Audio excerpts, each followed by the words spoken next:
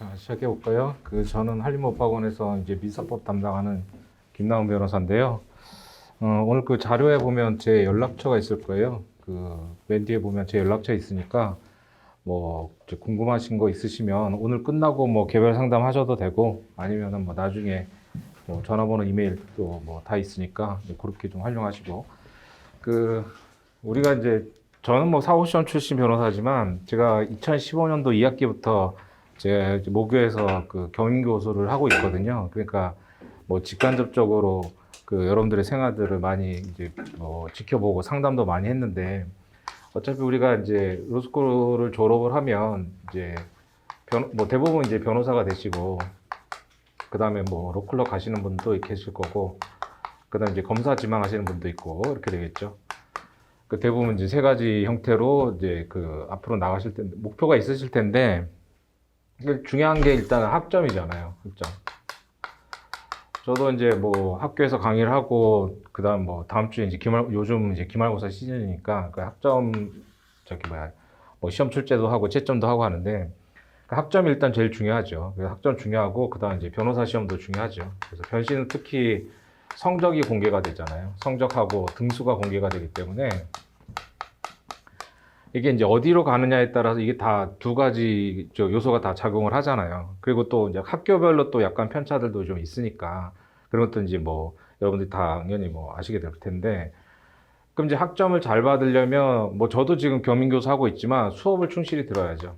그러니까 이거는 학부 때하고 똑같아요. 그러니까 학점이라는 건 그 교수님이 출제하시는 거니까 출제자가 딱 정해져 있잖아요. 그러니까 이제 그 교수님의 수업을 열심히 듣고 특히 이제 교재가 문제가 될 텐데 교재도 이제 교수님이 쓰시는 교재를 열심히 보고 수업 잘 듣고 시험 잘 보면 되죠. 그래서 학점은 그렇게 학부 때와 마찬가지로 수업을 충실히 들으시면서 하는 거고 근데 변시는 좀 달라요. 그러니까 이제 대부분 지금은 이제 법대가 없어졌으니까 이제 로스쿨 있는 학교는 법대가 없잖아요. 그러니까 대부분 이제 다른 전공들을 많이 하실 텐데 매년 보면 이제 상담 오시는 분들 중에 보면 예를 들어서 작년에도 상담한 분들 중에 간호대학을 나오셨는데 간호대학을 나오셔서 로스쿨 가셨단 말이죠. 그럼 우리가 보통 보면 간호대학 같은 경우 따로 학교 다니면서 학원을 다니진 않잖아요. 그러니까 이제 학교에서 열심히 배우는 거 열심히 하면은 간호사 시험 붙을 수 있고 의대도 마찬가지고 그렇잖아요. 그런데 이 변호사 시험은 좀 달라요. 그러니까 학교마다 사실 또 이게 어차피 어쩔 수 없는 현실인데 학교마다 상황들이 다 다르기 때문에 그러니까 학교 수업을 열심히 듣고 교수님이 하라는 대로 해가지고 100% 변시를 붙을 수 있느냐 그렇진 않거든요. 냉정하게 얘기하면. 그래서 이제 그러니까는 이런 사설 학원들의 도움을 받을 수밖에 없는 게 현실인데 그게 이제 학교마다 좀 달라요. 그러니까 어느 학교는 이래서 우리 학교는 전부 다 교수님들이 괜찮고 나하고 코드가 맞아가지고 나는 수업 열심히 들어서 붙을 수 있다. 이런 분들도 있는데 특정 과목하고 또 그 특정 과목에서 교수님하고 자기하고 코드가 안 맞아서 안 되거나 이런 부분들이 어쩔 수 없이 생길 수밖에 없죠. 그래서 이제 그런 부분들은 보충을 해야 되고 이게 시험이라는 게 또 얘기한 대로 학교 중간 기말고사하고 변시하고 성격이 좀 달라요. 그래서 이제 학교 시험이야 학부 때하고 마찬가지로 그 교수님이 내시는 거 그러니까 수업을 열심히 들으면 이렇게 어떻게 출제될지 그리고 또 선배들한테 통해 가지고 대충 그 교수님의 성향이 어떤지 대충 알잖아요. 그럼 이제 점수를 이제 대충 학점을 받을 수 있는데 그러니까 학점을 잘 받는다고 해서 변시에서 고득점 하냐 꼭 그건 아니거든요. 그러니까 그런 성향들이 있기 때문에 변시는 또 따로 좀 준비해야 되는 그런 문제가 있어요. 그래서 이제 상담하신 분들 아까 얘기했던 작년에 오셨던 분도 자기는 분명히 학교 다닐 때 이제 학교 수업 열심히 들어가지고 간호사 시험도 붙어서 이제 됐는데 그럼 이제 변시도 당연히 학교 와가지고 수업을 열심히 듣고 이제 하면은 될 줄 알았는데 지켜보니까 그게 아니거든요. 그러니까 바로 위키수 선배들 보면 100% 붙는 게 아니잖아요. 그러니까 딱 보면은 이제 그게 내가 지금 중간고사, 기말고사 가지고 대충 학점을 보면 우리 학교에서 내가 대충 몇 등인데 그럼 이제 그 인원이 붙느냐? 그 보장을 못 한단 말이죠. 그러니까 이제 발등에 불이 떨어지잖아요. 그래서 오셔가지고 상담도 하고 그런 분들이 이제 매년 있는데 그래서 좀 학부 때하고 좀 다르다라는 거 좀 아셔야 될 거예요. 그게 이제 제일 중요한 것 같고 제가 볼 때는. 그리고 이게 하루 종일 공부할 수 있는 상황이 아니잖아요. 그러니까 이제 대학원생이기 때문에 일도 많고 그러니까 여러 가지 일들이 많잖아요. 그러니까 학부 때하고도 달리 또 여러 가지 일도 많고 그다음에 실무 수습도 나가셔야 되고 여러분들이.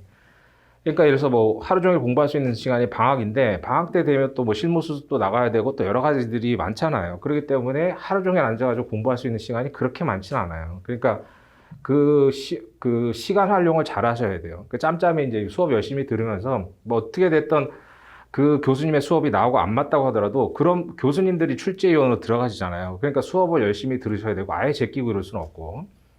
그래서 어차피 학점은 뭐 계속 안고 가야 되는 거니까. 그래서 수업을 열심히 들으시면서 시간 안배를 잘 하셔가지고 하셔야 되는데 이 3년 안에 사실 뭐 민사법에 보면 지금 시험이 이제 선택형, 사례형, 기록형 이렇게 되고 있죠. 선택형, 사례형, 기록형 시험이. 그래서 이 세 가지 형태인데 이제 선택형이야 뭐 객관식 이제 오지선 다 찍는 건 뭐 우리가 뭐 초등학교 때부터 봤던 거잖아요. 근데 사례형, 기록형 이건 이제 주관식인데 사실 민사법에 보면 이제 선택형이 제가 첫 페이지도 간단히 써놨지만 선택형이 총 70문제예요. 70문제. 민사법만.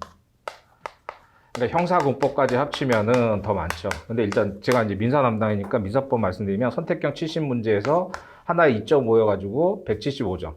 175점이고. 그 다음에 사례형은 이제 1문, 2문, 3문 이렇게 돼요. 그래서 이제 150점, 100점, 100점 해가지고 총 350점. 그 다음 기록형도 한 문제인데 이제 175점 이렇게 돼 있거든요. 그래서 전체 민사법이 700점이에요. 700점. 그래서 전체 변시는 선택 과목까지 있어가지고 1660점인가 그럴 거예요. 전체 변시는. 그러니까 한 43% 정도 차지하는데 이제 배점 기준하면 물론 이제 70점이라 아니 뭐야 70문제라고 해서 뭐 70문제 다 맞는 거 아니죠. 그래서 한 50개 정도 맞으면 뭐 고득점이니까 그건 뭐 세부적으로 나중에 공부하시게 되면 자동으로 아실 텐데 전체 1660점 중에서 민사법이 700점을 차지해서 한 43% 정도 차지하는데 실제 합격하는데 필요한 이 공부 부담이라든가 공부 양으로 보면 전체 중에 이제 배점으로는 43%밖에 안 되지만 아무리 적게 잡아도 한 80% 정도는 돼요. 이거 제가 민사법 강사라서 얘기하는 게 아니라 한 80% 이상을 차지해요. 그러니까 공법하고 형사법은 제가 그 과목을 뭐 무시하고 이게 아니라 어느 정도 단기간에 승부가 되거든, 할 수 있어요. 어느 정도 단기간에 올릴 수가 있어요. 근데 민사법은 워낙 양도 많고 하기 때문에 이건 단기간에 그게 안 돼요. 그러니까 저도 연수원 수료할 때도 교수님들이 민사 과목은 어차피 그 시험 보기 이제 마지막 한 2달 남겨놓고 민사법 어차피 지금 해도 안 되니까 그냥 과감하게 포기하고 뭐 형사법 공부해라 막 이런 식으로 얘기할 정도로 어느 정도 이거는 시간이 필요한 과목이에요. 그러니까 지금 이제 1학년부터 3년까지 해야 되는데 이게 사실 대부분 이제 3학년 졸업할 때 시험이 안 돼가지고 또는 졸시가 안 돼가지고 안 되시는 분들 보면 1학년, 2학년 때 집중을 못 한단 말이에요. 그게 이제 본인이 뭐 게을러서 그렇든 아니면 상황이 안 도와줘서 그렇든 뭐 그 사유 여하를 불문하고 1, 2학년 때는 좀 말 그대로 진짜 대학원생처럼 다니다가 3학년 때 공부를 하려니까 이게 양이 엄청 많잖아요. 그럼 이제 민사법을 보면 과목이 일단 민법하고 이제 민사소송법, 그 다음에 이제 상법 요 세 가지가 있어요. 형식적으로는. 근데 또 민법 안에 보면 이게 또 과목이 나눠지거든요. 그래서 이제 우리가 뭐 국어 하면 국어가 딱 한 과목이지만 그 안에 쪼개면 뭐 여러 가지로 나눠지잖아요. 마찬가지로. 그러니까 영어 공부할 때도 뭐 단어 알아야 되고 독해도 해야 되고 뭐 그런 거 다 연습해야 되잖아요. 마찬가지거든요. 그러니까 이게 민법, 민사소송법, 상법 자체가 일단 민사법의 과목인데 물론 민법 교과서 안에 뭐 교수님들 교과서든 강사 교과서든 보면 민법 안에 이제 부동산 등기법이 있긴 한데 그거가 좀 부족해요. 그래서 이것도 따로 공부해야 되거든요. 그 다음에 이제 중요한 뭐 민사집행법 이런 것들이 있는데, 그러니까 이 각각 과목의 하나가 사실 민법만 하더라도 뭐 형법에 보면 여러분들 뭐 형사법에 형법하고 형사법 이런 거 있잖아요. 형법하고 형사소송법 있는데 사실 좀 심하게 얘기하면 형법, 형사법 합친 분량이 민법보다 적어요. 공부 분량이. 그 난이도도 그렇고. 그래서 이게 굉장히 양이 많기 때문에 민사법을 잡지 못하면 3학년 때 가가지고 공부하기가 굉장히 힘들어요. 그러니까 이건 처음부터. 그래서 모든 시험들에서 첫 번째 과목을 시작하는 게 이 민법이란 말이죠. 이게 이제 가장 실제법으로 중요하고. 그 다음에 똑같은 소송법이어도 형사소송법이나 나중에 헌법 배우시면 이제 헌법재판소와 관련된 헌법재판소법 이런 거 배울 텐데 대부분 민사소송법을 준용을 해요. 그러니까 이걸 잘 잡아놔야 이런 것들이 다 정리가 되죠. 그러니까 예를 들어서 영어 공부하는데 나는 단어는 많이 하는데 독해를 못한다. 이게 말이 안 되잖아요. 그러니까 독해를 매끄럽게는 못하더라도 단어를 다 알면 이게 무슨 말인지는 알 수 있죠. 그러니까 마찬가지로 그러니까 단어는 많이 하는데 내가 독해를 못한다는 거 그거 잘 이해가 안 되잖아요. 마찬가지로 이게 한 과목으로 돌아가기 때문에 내가 뭐 민사정법은 잘하는데 형사정법 못하고 이럴 수는 없어요. 반대 경우는 있을 수 있어도. 그래서 이제 이 민사법의 과목들을 잘 잡아야 되는데, 근데 보면 학교마다 커리큘럼이 좀 다르지만 보통 1학년 1학기 때 그냥 바로 시작한단 말이죠. 그래서 바로 해가지고 사실 이게 기존의 법대로 치면 1학년 때는 실제법 공부하고 뭐 2학년 때는 뭐 저기 이런 뭐 상법이나 행정법 이런 거 배워야 되는데, 로스쿨은 3년 안에 다 해야 되기 때문에 3년 안에 다 하면서 이런 것까지 다 해야 되잖아요. 그렇기 때문에 이제 뭐 1학년 때 민법 총칙하고 1학년 1학기 때 민법 총칙하고 1학년 2학기 때 뭐 상법 들어가고 2학년 1학기 때 민소 들어가고 막 이렇게 정신이 없어요. 그러니까 이거를 여러분들이 따로따로 공부를 해야 돼요. 그러니까 학교 커리큘럼만 믿다가는 잘못하면 망할 수 있단 말이에요. 그러니까 그런 것들 여러분들이 뭐 선배를 통하든 아니면 여러 가지 상담을 통해 가지고 미리미리 준비하면서 공부를 하셔야 돼요. 그래서 이제 그렇게 시간 활용을 잘 해야지 할 수 있고, 이게 물리적으로 사실 보면 선택형도 예전에 뭐 저가 봤던 사업시험 이런 것들은 헌민형만, 그 필수 과목인 헌민형만 선택형을 봤는데 7과목을 다 보잖아요, 지금. 그래서 이거를 뭐 이제 뭐 미국 로스쿨이 그 선택형, 전 과목을 객관식으로 200문제인가 뭐 본다고 해서 그걸 본따서 만들었다는데, 이게 사실 물리적으로 굉장히 힘든 거죠. 그래서 이걸 또 따로 보는 게 아니라 한꺼번에 4일 동안 보잖아요. 그래서 이제 하루 뭐 중간에 쉬지만 변시를 이렇게 4일 동안 중간에 하루 쉬고 이렇게 보잖아요.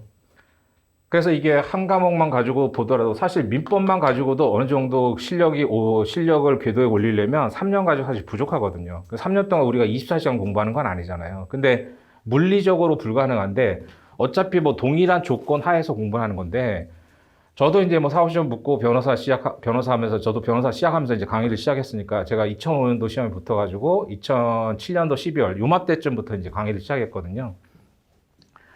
그래서 이제 강의 시작하고 이제 변호사도 하고 하다 보면 결국 우리가 변시 합격이 인생의 최종 목표가 아니잖아요. 시험을 합격해서 어느 직역으로 가든지 가서 본인들이 이제 꿈꿔왔던 이제 그런 인생의 목표를 달려야 되는데, 사실 여기도 마찬가지예요. 나는 이제 검사가 되고 싶다라고 해도 검사가 돼가지고 여러 가지 사건들을 하겠지만, 검사가 돼서 저기 훌륭한 뭐 업적을 남기려면 형법, 형사법을 잘하는 것도 중요하지만 민사법을 잘해야 돼요. 왜냐면 이제 이 형법의 대부분의 재산범죄. 그래서 재산범죄를 잘 잡아내려면 이거 민사법의 지식들이 있어야 되거든요. 그래서 이게 가장 대표적으로 우리가 뭐 횡령이나 배임 이런 얘기 많이 하잖아요. 그럼 이게 횡령죄인지 배임죄인지를 판단하는 건 민사의 법률 관계가 기본이 돼야 돼요. 그러니까 내가 뭐 인생의 목표가 검사다라고 하더라도 형사법은 뭐 기본이지만 민사의 법률 관계를 잘 아셔야 되거든요. 그러니까 이제 이 민사법이 사실 배점으로는 43%밖에 안 되지만 제가 아까 얘기했던 뭐 80% 정도 이상 차지하는 거예요. 그리고 또 단기간에 올리기가 어렵기 때문에 그 1학년 때부터 계속 이제 이 공부를 하셔야 돼요. 그래서 이제 실제 변신은 이렇게 진행되고 있는데, 이게 이제 그 뭐 객관식이야 1학년 뭐 우리가 많이 봤으니까 대충 뭐 어떻게 진행되는지 알 수 있죠.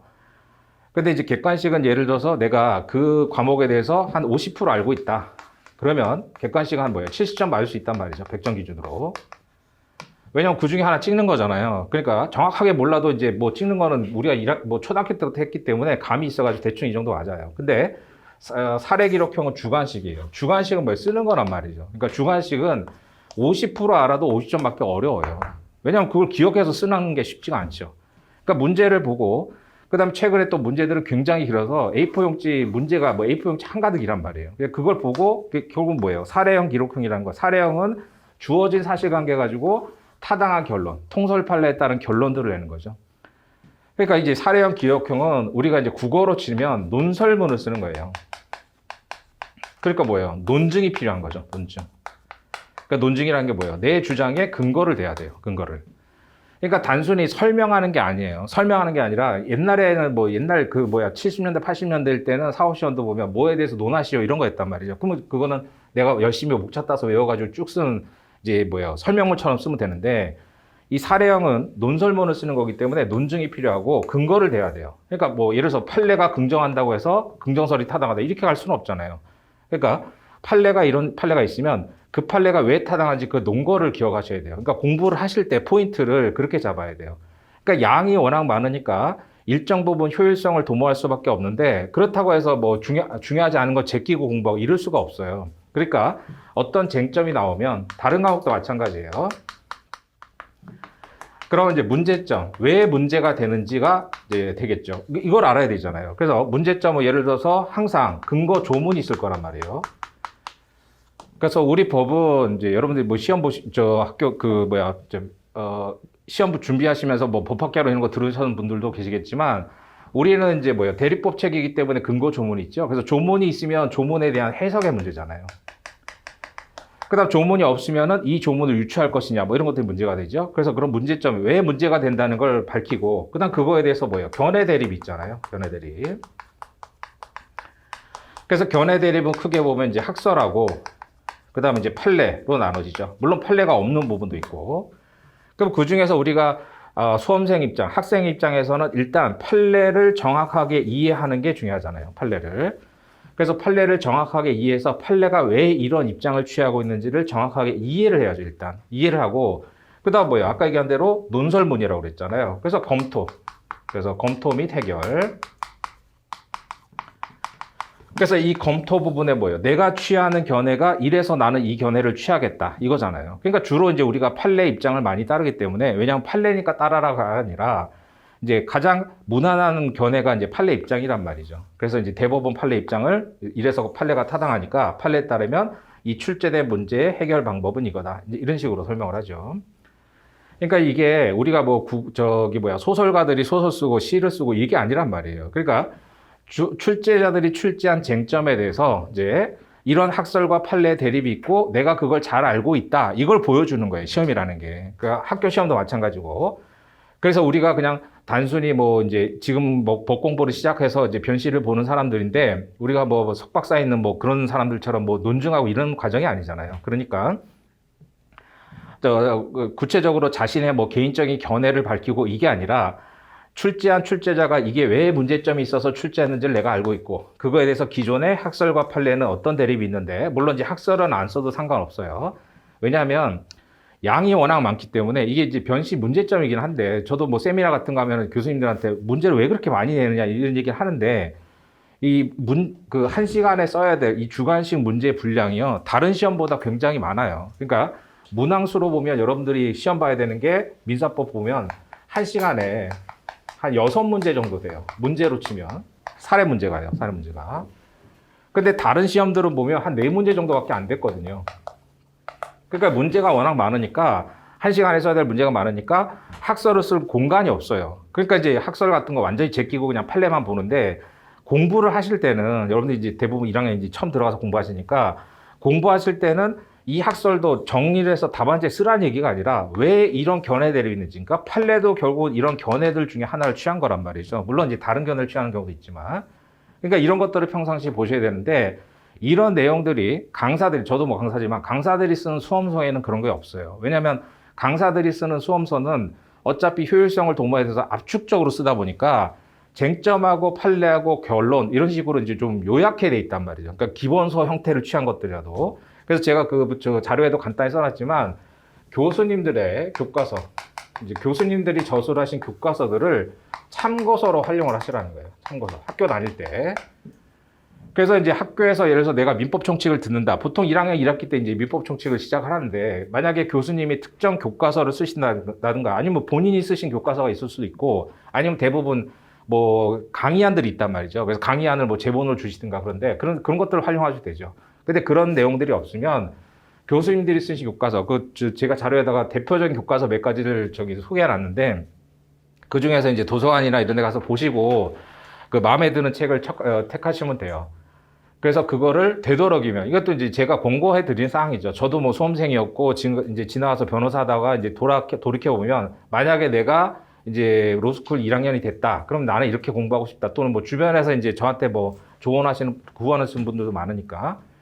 그래서 이제 교수님들의 교과서를 참고서로 활용을 하시라는 거예요. 왜냐면 우리가 시험에 당장 이 답안지에 써야 될 분량들은 이제 이만큼밖에 안 되더라도 이 밑에 안에 있는 이론들이 엄청난 게 많잖아요. 근데 이런 것들은 강사들이 쓴 책에는 절대로 없어요. 그것까지 담을 수가 없단 말이죠. 그것까지 담으면 민법 책이 2000페이지가 넘어가야 돼요. 그러니까 그걸 다 그렇게 담을 수는 없죠. 그러니까 강사들이 쓰는 수험서들은 압축적으로 정리할 수밖에 없는데 물론 그 책만 봐도 합격하는데 전혀 지장은 없죠, 사실. 근데 우리가 지금 합격이 목표가 아니라 나중에 그 로스쿨 졸업하시고 뭐 여러 가지 활동들을 하실 때 필요한 부분들을 이제 하는 거니까 이제 그리고 또 변시 공부할 때도 마찬가지예요. 그래서 이걸 알고 쓰는 거하고 모르고 쓰는 천지 차이잖아요. 그러니까 이제 대부분 강사들이 만든 책들은 어떤 형태든 이 시험에 나올 압축적인 내용들, 이 엑기스만 들어있기 때문에 안에 내용에 있는 것들은 다 교수님들 교과서에 있어서 이것을 참고서 삼아서, 그러니까 이걸 기본서로 보라는 게 아니라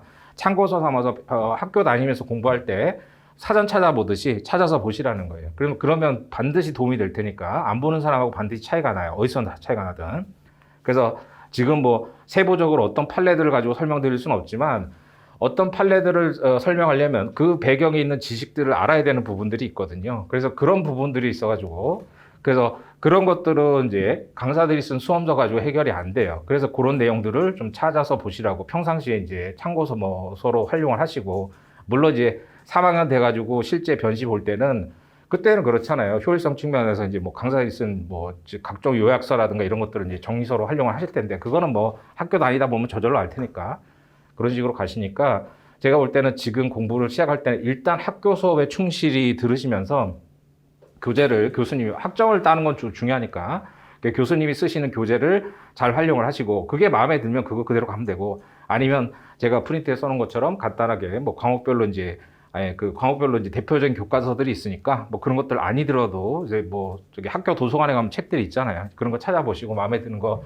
잡아가지고 찾아보든가 정 안 되면 이제 각각의 이해가 안 되는 쟁점들이 나올 때 그런 것들을 뭐 찾아서 발췌독하는 형태로 활용을 좀 하셔야 돼요. 그래서 그러면서 이제 근데 양이 워낙 많아서 사실 아까 얘기한 대로 이 한 과목만 보더라도 이 민법만 보더라도 사실 3년 안에 완벽하게 정리하기 어려워요. 저도 제가 공부 시작해가지고 이제 저 마지막으로 공부한 게 2005년도 사법시험에 붙었으니까 그 이후로 한참 지났잖아요. 근데 그 후로 제가 강사를 계속 했기 때문에 매년 뭐 민법 공부하면서도 지금 봐도 모르는 게 있거든요. 근데 그거를 뭐 1, 2년 안에 다 정복한다는 건 말이 안 되잖아요. 근데 이제 그럴수록 짧은 시간 안에 효율성을 도모해야 되니까 그러니까 이제 마음은 급하고 할 거는 많고 하니까는 이제 뭐 얇은 책을 사가지고 정리하려고 하는데 그 이해가 잘 안 되죠. 사실 어느 정도 기본 베이스가 있어야지만 정리가 되는 부분이고 하는 거니까 그걸 학교 다닐 때 뭐 그 철저하게 처음부터 그렇게 안 하더라도 이제 학교 수업 들으면서 이해가 안 되는 부분이 있으면은 이런 교과서나 이런 책들을 좀 찾아가지고 참고서로 활용을 하세요. 그렇잖아요. 우리가 영어 독해할 때 뭐 단어를 모른단 말이죠. 그럼 뭐 공부할 때 뭐 저도 옛날 영어 공부한 지 오래됐지만 이렇게 보면 대충 문장 가지고 시험 볼 때는 이 단어를 모르더라도 대충 문장 가지고 해석해서 아 이런 뜻이겠구나 이렇게 추측하지만 그건 시험 볼 때 그런 거잖아요. 공부할 때는 찾아가지고 무슨 뜻인지 알아야지 나중에 다른 단어가 나왔을 때도 빨리 다른 문장에서 나왔을 때 빨리 해석하고 풀 수 있잖아요. 그러니까 시험장에서야 대충 추측하지만 공부하실 땐 정확하게 찾아서 봐야 되잖아요. 그러니까 이런 교수님들의 참고서를 사전처럼 활용하시라는 거죠. 평상시 공부하실 때. 그래서 그런 식으로 가셔서 학점을 잘 따야 기본적으로 학점을 잘 따고 그 다음에 이제 아까 얘기한 대로 학교에서 보면 뭐 모든 학교가 어느 학교든 100% 합격하는 데는 없잖아요. 그러니까 예를 들어서 우리 학교가 뭐 100명이다. 근데 그럼 매년 보면 통계가 나오잖아요. 예를 들어서 뭐 50% 합격한다. 근데 내가 학점 가지고 기준했을 때 50%가 안 되면 떨어질 확률이 더 큰 거 아니에요. 그러니까 그걸 준비를 해야 돼요. 그걸 냉정하게 판단해가지고. 그래서 물론 학점과 변시가 100% 비례적으로 일치하는 건 아니지만 대부분 비슷하게 가잖아요. 이게 이래서 내가 뭐 공대 학생인데 뭐 다른 시험을 본다. 그러면 이제 공대 학점이 중요하지 않지만 변호사 시험을 보는데 로스쿨 학점하고 100% 이제 비례하진 않지만 비슷하게 가요. 그러니까 제가 이제 건대 나와서 이제 건대를 그 학생들 가르치다 보면 비슷하거든요. 그러니까 거기는 이제 40명 정원인데 한 제 수업 듣으신 분들이 한 30명 정도 돼요. 그럼 시험을 보면 딱 이렇게 3등분이 돼요. 이제 한 이 정도. 그러니까 비율로 치면 30%씩 이렇게 되겠죠. 그래서 보면 30%씩 이렇게 상중하로 나누면, 그러니까 이 상중하로 나눠서 이분들은 거의 뭐 별다른 없으면 100% 붙고, 그 다음에 이분들은 거의 뭐 떨어질 확률이 크고, 이 중간에 있는 사람들이 이제 거의 한 50% 정도로 합불이 돼요. 그 대충 보면 인원이 이제 비슷하게 합격 인원이 나오거든요.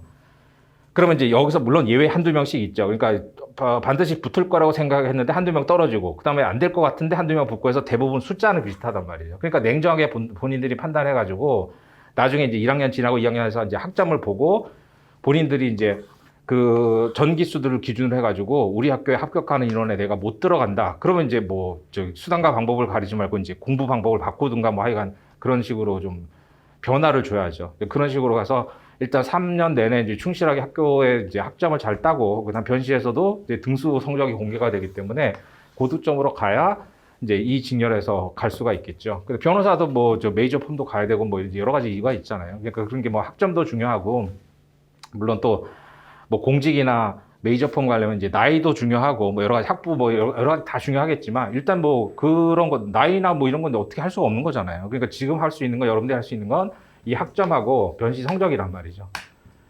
그러니까 이거는 이제 여러분들 대부분 시작하는 거니까 이제 말씀드린 대로 학교 수업을 충실히 들으면서 필요한 부분은 이제 학원 강의를 보충을 할 수밖에 없어요. 그건 뭐 학교마다 그다음 과목마다 조금씩 다르겠지만 그 여러분들이 판단하셔가지고 그러니까 100% 학교에서 학교만 의존하면은 이제 뭐 부족한 부분이 생길 수밖에 없으니까 그건 요령껏 좀 여러분들이 좀 하시고 그래서 그런 부분들이고 디테일하게 뭐 공부하고 이런 것들은 어차피 공부를 하시다 보면 자연히 알게 될 거고 할 테니까 근데 이제 민사법에서 말씀드리면 일단 중요한 과목이 뭐 중요한 과목이 아니라 민사의 기본이 이 세 과목인데 막 얘기한 대로 등기법하고 집행법을 또 따로 보셔야 돼요. 이건 어쩔 수가 없어요.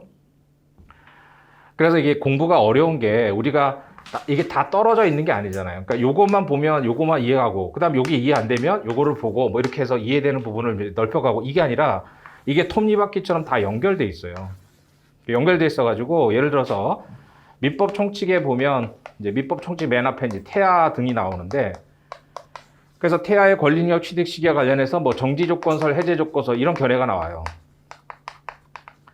그래서 정지조건설, 해제조건설이 나오는데 이 정지조건이고 해제조건이 이게 무슨 말인지 알아야 이해가 될 거 아니에요. 그럼 이게 저 민총 뒤에 가면 법률행위 부관으로서 뭐 조건과 기한 이런 파트가 있어요. 그러니까 처음에 공부를 하실 때는 일단 전체적으로 이제 회독수를 그러니까 한 번 읽어가지고 완벽하게 이해할 수는 없어요. 어느 과목의 어느 분야든. 그러니까 전체적으로 그러니까 뭐 예를 들어서 한 달에 한 번 볼 바에야 일주일에 한 번씩 해서 4회독 하는 게 훨씬 효과적인 공부 방법이에요. 그러니까 여러분들이 하실 때 그러니까 뭐 교수님 교과서든 강사 기보서든 여러분들이 마음에 드는 책을 채택해서 어느 책이든 어느 강사 책이든 부족하진 않아요. 그러니까 그 자기하고 코드가 맞느냐 안 맞느냐의 차이인 거죠. 그래서 그 책을 택해가지고 빨리 읽어야 돼요, 빨리. 그래서 예를 들어서 강의 같은 경우도 이제 강의를 들으신 분도 계시겠지만 이게 보통 하루 3시간 강의잖아요. 쉬는 시간 빼고 러닝타임만 보면 하루 보통 한 3시간, 뭐 3시간 넘어가는 강의도 있지만 하루 3시간인데 민법 같은 경우 보면 지금 한 30회 정도래요. 30회. 그러니까 30회에서 한 35회 정도 하는데 그러니까 32인 거죠, 쉽게 얘기해서 30일. 그럼 30일 동안 강의하면 3시간이면 90회잖아요. 그러니까 1시간짜리 기준으로. 그럼 이게 보통 일이 아니잖아요. 그러니까 3시간이면 보통 뭐 요즘 영화 길긴 하지만 영화 한 2편 정도 되는 거죠. 그걸 매일 본다고 생각을 해보세요. 뭐 영화는 뭐 재미라도 있지, 이건 뭐 재미도 없잖아요. 그러니까 그게 보통 일이 아니거든요. 그러니까 보통 보면 저도 수험생 때 동영상 들었지만은 이 끝까지 듣기가 굉장히 어려워요. 그러니까 대부분 듣다가 이제 뭐 그만두거나 뭐 이렇게 하는 거죠. 그래서 그러다가 또 한 번 들었는데 다시 듣기엔 또 그러니까 뭐 얇은 강의로 가는데 아까 얘기한 대로 기본이 안 된 상태에서 얇은 걸 들으면 그게 이해가 되겠냐고요. 이해가 되면은 처음부터 그걸 듣지 이 두꺼운 이 짓을 안 할 거 아니에요. 그러니까 기본서 내용들을 보셔야 되는데 동영상 요즘 뭐 동영상을 많이 들으니까 동영상도 마찬가지예요. 빨리 들어야 돼요, 빨리. 그래서 이제 동영상 듣다가 이해가 안 되는 말이 있다고 멈춰놓고 하다 보면 이 3시간짜리를 10시간을 들어도 못 듣잖아요. 그러니까 교과서를 택했으면은 교재를 택했으면 그것을 처음부터 끝까지 그러니까 민법은 이제 민법 총칙, 물권법, 채권법, 가족법에서 총 파트가 이제 4가지로 크게 보면 4가지로 나눠지는데 민법 총칙부터 맨 뒤에 가족법까지 이게 한 세트란 말이죠. 이걸 여러 번 돌려야 돼요. 그러니까 아까 얘기한 대로 태아의 권리 능력에서 뭐 정지조건이 해제조건설이 이해가 안 되더라도 일단 읽고 그 다음 끝까지 넘어가서 뒤에를 보고 그 다음 다시 돌아오면 이해도가 좀 높아지고 그런 식이에요. 그러니까 정지조건서, 해제조건서 이해가 안 된다고 그걸 들이다 하루 종일 봐봤자 이해가 안 되거든요. 그러니까 이제 빨리빨리 봐야 되기 때문에 이제 뒤에까지 다 봐야 돼요. 그러면 이제 민법만 봤다고 또 이게 다 이해가 되느냐? 그건 아니거든요. 그래서 민법 가면 나중에 이제 물권법 파트가 그러니까 민법이 보면 민법 총칙, 그 다음에 물권법, 그 다음 채권법, 그 다음에 뭐 친족 상속법, 이제 뭐 가족법 이런 얘기인데 이 물권법 파트로 가면은 뭐 아시다시피 등기를 해야 되는데 이 등기와 관련된 내용이 등기법에 있단 말이에요. 그러니까 등기법이 이해가 안 되면 이 물권법을 또 이해하기 어려워요. 그 다음에 결과적으로 우리가 이 실체법인 민법과 상법을 통해서 소송을 통해 가지고 판결을 받으면 결국 이제 집행을 하는 거잖아요. 채무자 재산, 뭐 우리가 뭐 경매라고 보통 많이 알고 있나. 그러니까 민사집행법을 또 알아야, 결국은 민사법의 결국 마지막 종착역은 민사집행법이에요. 그러니까 이걸 또 알아야지만 역으로 이해가 되는 부분들이 있거든요. 그래서 제가 이제 학교에서는 2학기 때 이 민사집행법 강의를 하는데 또 집행법을 모르면 또 이해가 안 되는 부분이 있어요. 그러니까 이거를 우리가 이제 대부분 보면 뭐 이제 집행법 같은 거 이제 이게 저희 학교는 2학년 2학기 과목인데 그러면 이제 학생들이 오셔가지고 자기가 이제 민법 민사소송법의 지식이 아직까지 완벽하진 않은데 이걸 들을 수 있느냐라고 하는데 그럼 뭐 10년을 공부한다고 완벽해지냐고요? 아니잖아요. 그러니까 예를 들어서 우리가 여기다 이렇게 이제 기둥을 붙여놨어요. 그럼 이걸 올리려면 어떻게 돼요? 다 올려야 되잖아요, 한꺼번에. 그래서 여기만 끌어올리면 뭐 어떻게 돼요? 이렇게 걸린단 말이죠. 그러니까 이걸 한 번에 끌어올려야 되기 때문에 얘기한 대로 민법, 민소법, 상법을 어느 정도 배운 다음에 집행법을 배울 게 아니라 이제 예를 들어서 뭐 민법 보다 보면 뭐 선의 악 이런 말 나오잖아요. 그래서 이게 이제 법 공부 처음 할 때 제일 황당한 부분이잖아요. 우리가 보통 선의 악이 하면 뭐 좋은 마음, 나쁜 마음인데 그게 아니잖아요. 알았느냐, 몰랐느냐 이거잖아요. 그러니까 어느 정도 내용을 아는 상태에서 이제 같이 공부하면서 집행법을 같이 보고 그래서 집행법을 봐야 역으로 또 이게 또 이해되는 쟁점들이 있거든요. 그래서 아까 얘기한 대로 등기법, 집행법을 모르면 물권법에서 정확하게 이해할 수 없어요. 그렇다고 물권법을 계속 봐야지만 또 이걸 알 수 있냐? 그게 아니라 같이 봐야죠. 그래서 제가 학생들한테 2학년 2학기 정도 되면 2학년 1학기까지 민법하고 민소법이라든가 이런 것들은 대충은 봤기 때문에 정확하게 모르더라도 그래서 오히려 이걸 들으면 역으로 민법에서 이해가 안 되는 쟁점들이 이해될 수 있으니까 뭐 시간 되면 들어라 이제 이런 얘기를 많이 하거든요. 그러니까 여러분들도 어느 정도 일단 1학년 때는 실체 과목들을 봐야죠. 실체 과목. 그러니까 이제 민법, 상법 이런 것들, 그다음 민소법 이런 것도 같이 좀 보고. 그러니까 순서는 이제 민법 보고, 상법 보고, 민소법 보고 이렇게 가야죠, 당연히. 물론 이제 상법은 약간 별도 과목이어서 이제 민법, 민소법하고 좀 동떨어진 과목이 있긴 하겠지만, 동떨어진 쟁점이 있긴 하겠지만, 상법은 이제 민법의 특별법이어서 많은 이제 관련된 쟁점이 많이 나와요. 그러니까 민법 보고 민소법 보고 상법 보고 이렇게 가도 되고 뭐 민법 보고 상법 보고 민소법 가도 되고 그건 상관없어요. 그래서 일단 이 과목들을 전체적으로 돌린 다음에 그 다음에 집행법을 같이 봐야 돼요. 그래서 이게 서로 시너지 효과를 주거든요. 그러니까 이제 어느 정도 내가 이 세 과목을 완벽하게 본 다음에 보겠다 이러면 너무 늦어요. 그러니까 집행법을 같이 봄으로써 역으로 이제 이게 이해가 되는 이해가 되는 쟁점도 있으니까 그렇게 좀 활용을 하시고. 그다음 보통 등기법은 이제 물권법에 이제 정리가 되어 있는 부분이 있는데 그거가 좀 부족해요. 그래서 이제 대부분 저 말고 다른 강사분들이나 교수님들 중에서 보면 이제 뭐 등기법은 따로 안 보고 그냥 물권법에 있는 거 봐도 된다고 하시는데 제가 볼 때는 그거는 타당하지 않은 게 이제 기존에 지금까지 변시에 기출됐던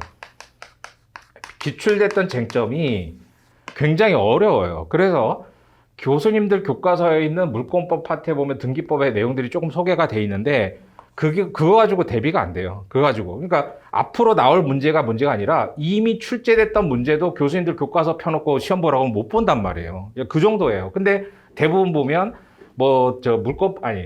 등기법은 뭐 따로 볼 필요 없이 그냥 물권법에 정리된 거 보면 된다. 이렇게 좀 제가 볼 때는 무책임한 말인데 그거는 제가 볼 때는 타당하지 않고. 그다음 집행법도 마찬가지예요. 집행법도 사실 이 집행법을 정확하게 아는 사람이 별로 없어요. 그러니까 여러분들이 1학년 때 가면 이제 뭐 법조일 이런 거 시험 볼 텐데 그래서 이거는 뭐 그냥 암기 과목이에요. 이건 근데 그래서 이제 제가 변호사 시험 뭐 세미나 같은 데 가서 이거 보지 말고 이거 보는데 돈도 많이 들잖아요. 그래서 여러분들 돈도 내고 시험도 봐야 되거든요. 그러니까 이런 거 하지 말고 이거 학점만 따면 되는 거 아니냐. 그래서 집행법 이런 거 시험 보는 게 더 훨씬 국가 민족을 위해서 더 낫지 않느냐 뭐 이런 얘기 하니까 이 집행법을 강의할 수 있는 교수님들이 그렇게 많지 않거든요, 우리나라에. 이게 굉장히 어려워요. 그러니까 저도 이제 연수원 다니면서 그때부터 여기다가 좀 특화를 시키려고 이제 저 나름대로 공부도 많이 하고 돈도 많이 썼는데 뭐 자료도 구하려고 이러냐고. 그렇게 됐는데, 그러니까 집행법은 나중에 보면 여러분들이 3학년 1학기 때 이제 민사재판 실무.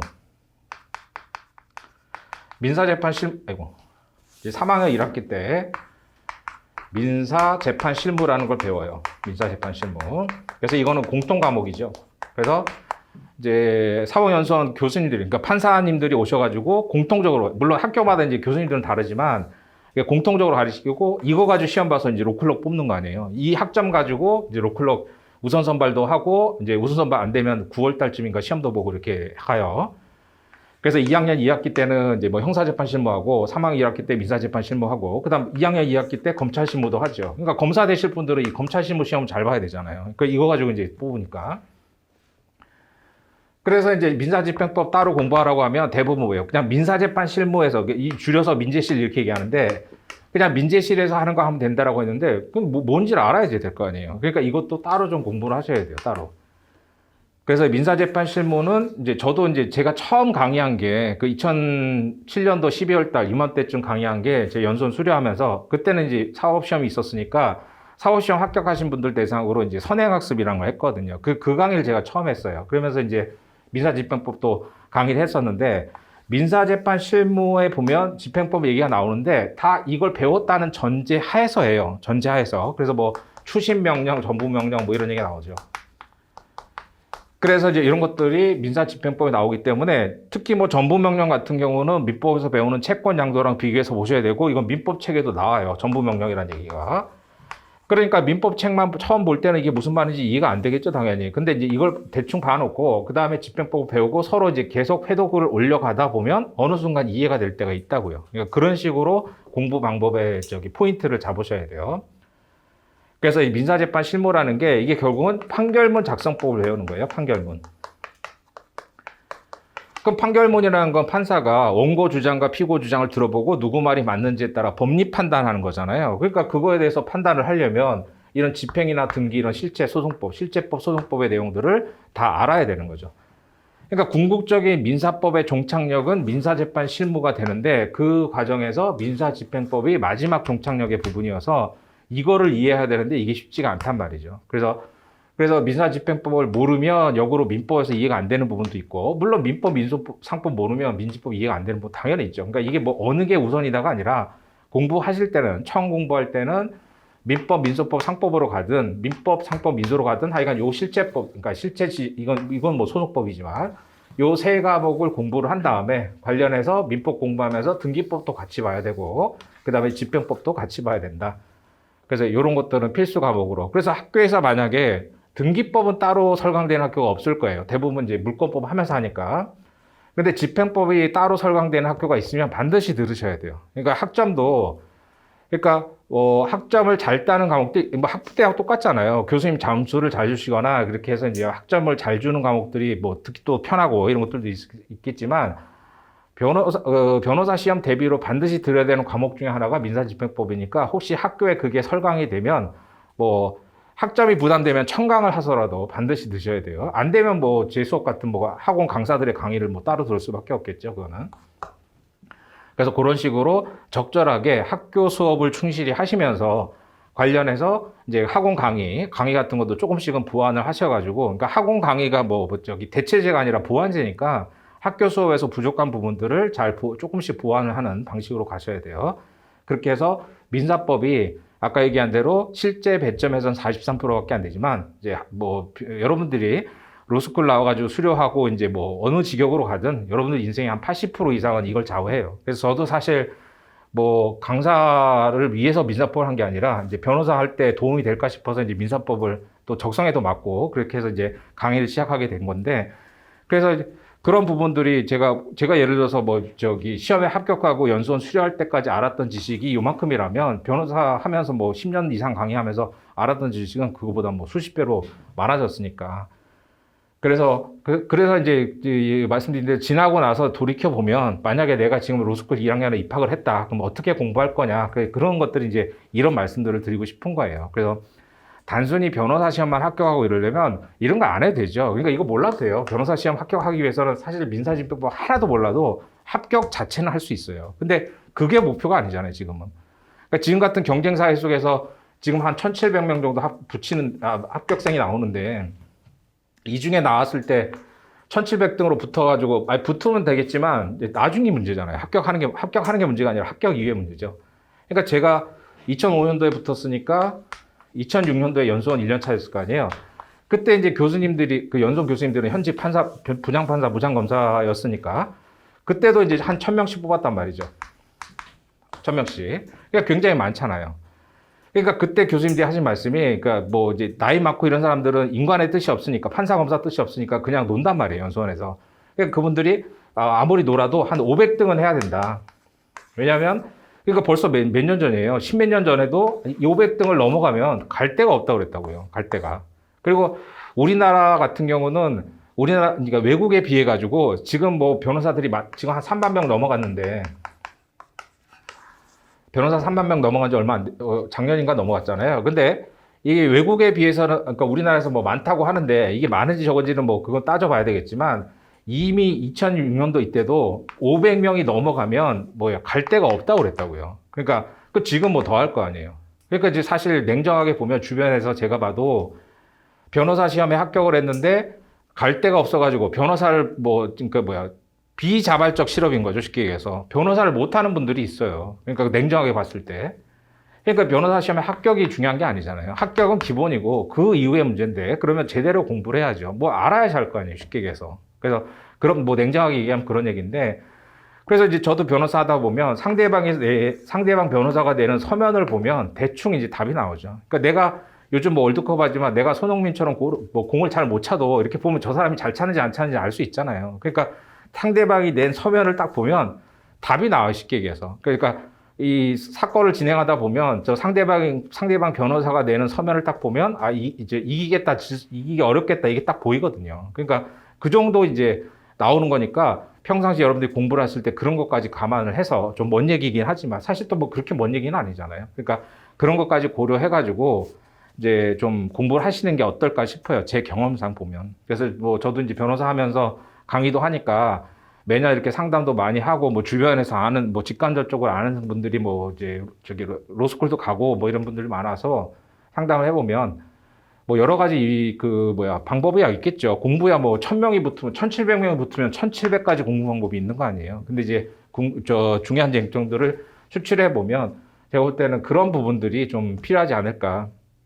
그래서 뭐 세부적인 얘기들은 제가 간단하게 써놓은 것도 좀 읽어보시고, 그 다음에 공부 내용이라든가, 그 다음에 뭐 저기 학교 다니면서 뭐 어떤 생활이라든가, 뭐 장래 진로라든가 그런 거 궁금하신 거 있으시면 제 연락처 있으니까 그거 통해가지고 연락을 좀 하시고, 뭐 앞으로 공부하다 보면 뭐 교재 선택이라든가 뭐 여러 가지 있을 수 있잖아요. 그런 것도 그렇게 활용을 하시고, 오늘도 제가 있으니까 뭐 지금 당장 뭐 저기 상담하실 거 있으시면 그렇게 하시고, 그렇게 하세요. 그래서 뭐 설명의 시간이고 하니까 뭐 세부적인 내용들을 다 하긴 그렇고 제가 준비한 거 요 정도니까 이렇게 하셔서 하시고, 뭐 공개적으로 뭐 질문하시라고 하면 질문 안 하실 테니까 제 시간은 요 정도로 마치고 필요한 거 있으면 찾아오세요. 자, 이상으로 마치겠습니다. 수고하셨습니다.